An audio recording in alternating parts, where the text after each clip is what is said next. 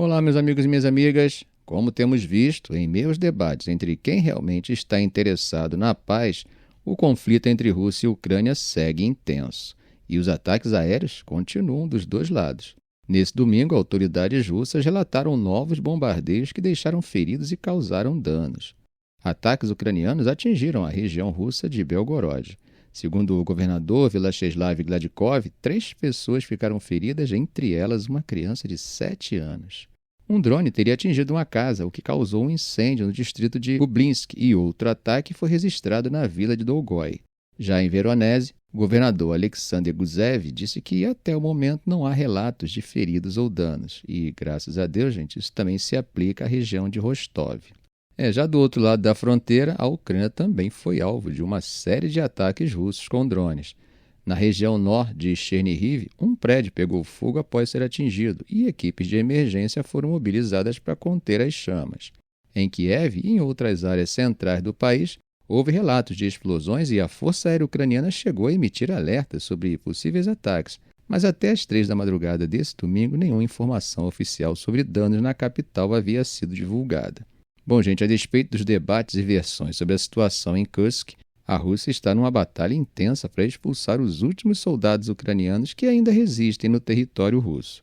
Esse avanço acontece depois de 7 meses da incursão ucraniana na região em agosto do ano passado. Com a contraofensiva russa desse mês, a área sob controle da Ucrânia encolheu bastante, de mais de 1.300 km², no auge da incursão, restam agora cerca de 110 km², segundo mapas de fonte aberta. O influente blogueiro militar pró-Rússia, Yuri Podolyak, afirmou que as tropas russas já empurraram os ucranianos de volta à fronteira em alguns pontos, mas os combates continuam intensos, com os ucranianos resistindo enquanto recuam. Mapas de guerra, tanto russos quanto ucranianos, mostram que os soldados de Kiev estão agora concentrados em 2 áreas interligadas dentro de Kursk. Bom, segundo Moscou, a prioridade no momento é desativar minas terrestres que estão espalhadas por toda a região. Como comentamos em vídeos anteriores, na semana passada, Trump fez um apelo público pedindo que as tropas ucranianas cercadas fossem poupadas. Em resposta, Putin disse na sexta-feira que garantiria a vida dos soldados caso eles se rendessem. Mas Zelensky veio a público ontem, sábado, e negou que suas tropas estivessem cercadas. Ele ainda alertou que a Rússia pode estar preparando um novo ataque à região de Sumy, e como vocês sabem, fica no nordeste da Ucrânia, que faz fronteira com Kursk. Por falar em Sumy, um outro blogueiro militar pró-Rússia, conhecido como Two Majors, disse que o avanço das tropas russas em Kursk coloca a cidade ucraniana em risco, mas ponderou que Kiev vem reforçando suas defesas ali há algum tempo. Enquanto isso, Putin acusou os ucranianos de cometerem crimes contra civis na região ocupada, algo que Kiev nega, Já a Ucrânia, afirma que até 11.000 soldados norte-coreanos estão lutando ao lado da Rússia em Kursk, uma alegação que tanto Moscou quanto Pyongyang se recusam a comentar. E aqui, eu quero lembrar sobre o que comentamos no vídeo de ontem, Em uma situação de guerra, as informações devem ser recebidas com cautela. Quando se trata de baixas, então, por tratar-se de um tema sensível, os números são muitas vezes armas de manipulação de vontades e da opinião pública. Mas o que não dá para negar é que o custo dessa guerra, tanto para Moscou quanto para a Ucrânia, tem sido alto. Estimativas de inteligência dos Estados Unidos, e aqui eu chamo a atenção para que são estimativas, apontam que mais de 100.000 soldados russos foram mortos ou feridos até 2023. Para a Ucrânia, a situação também é dramática. Segundo os documentos vazados da inteligência americana, as estimativas afirmam que mais de 100.000 soldados ucranianos já foram mortos ou feridos. Vocês percebem como as estimativas deixam mais dúvidas do que certeza? Afinal, quanto é mais de 100.000? 200.000, 500.000, 2 milhões? E a proporção entre mortos e feridos? Bom, mas independente dessa falta de precisão ou confiabilidade, a destruição está tomando conta da Ucrânia e atingindo a região fronteiriça russa. Isso tudo considerando 2 países com sérias questões demográficas, Apesar de que nesse ponto a Ucrânia está indiscutivelmente numa situação pior. A Europa também está vivendo um momento bem crítico, principalmente após as mudanças trazidas pela administração de Trump. A própria OTAN tem entrado no radar das preocupações europeias que vê a necessidade de assumir seus próprios custos de segurança, sem contar demasiadamente com os Estados Unidos. Até mesmo, a legitimidade internacional da União Europeia passa por turbulência. É o caso da relação do bloco com a segunda maior economia do mundo, a China. que vem se deteriorando desde o início do conflito em 2022. O bloco europeu tem acusado Pequim de apoiar indiretamente Moscou, e essa tensão acaba se refletindo no comércio. No ano passado, a União Europeia impôs tarifas extras sobre veículos elétricos chineses, alegando práticas desleais de subsídios. E Pequim não deixou barato e respondeu dificultando a entrada de certos produtos europeus, como o conhaque, no mercado chinês.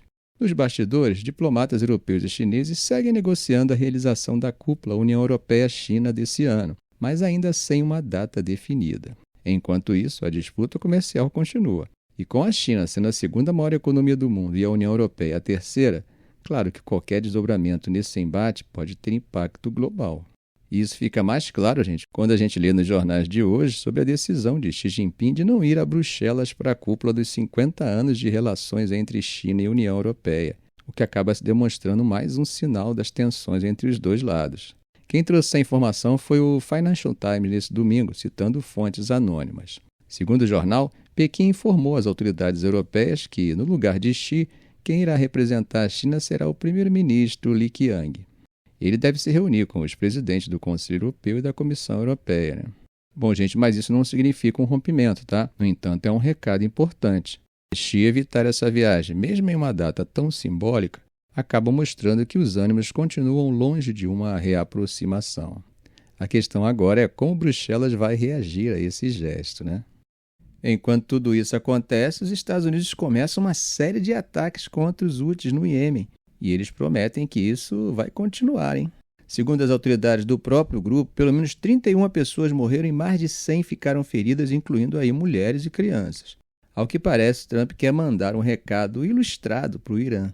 Como temos comentado em nossos vídeos, as trocas de ameaças entre os Estados Unidos e o Irã têm esquentado, incluindo aí o fato de que Teherã andou recebendo apoio público da Rússia e da China.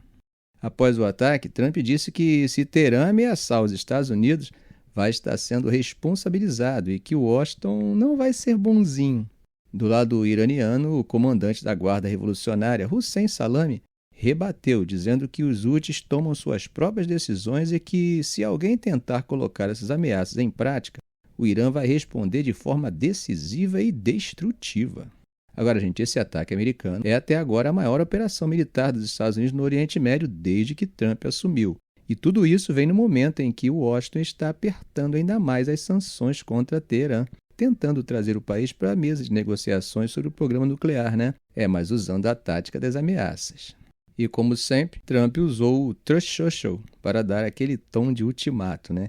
Ele escreveu que o tempo dos Houthis acabou e que se os ataques deles não pararem imediatamente, o inferno vai cair sobre eles como nunca antes. Meus amigos, parece que nada contribui para diminuir as tensões, né? A crise no Ocidente está também cada vez mais evidente. A gente vê a Europa tentando caminhar para uma maior autonomia estratégica, enquanto os Estados Unidos, sobrecarregados com múltiplos frontes, precisam equilibrar seus compromissos. E isso não apenas levanta dúvidas sobre a eficácia da OTAN, mas também mexe com a dinâmica entre a União Europeia e a China. A postura agressiva dos Estados Unidos em outros teatros de conflito, como no Oriente Médio, só aumenta o risco de instabilidade global. Ou seja, além do conflito na Ucrânia, Washington segue envolvido em disputas que podem escalar rapidamente. Ficamos por aqui. Se esse vídeo foi útil a você, faça um comentário, compartilhe em suas redes sociais, dê um like. E é claro, se ainda não for inscrito, inscreva-se no canal e ative o sininho para não perder os próximos vídeos. Ok, gente? Um grande abraço do professor Arão Alves.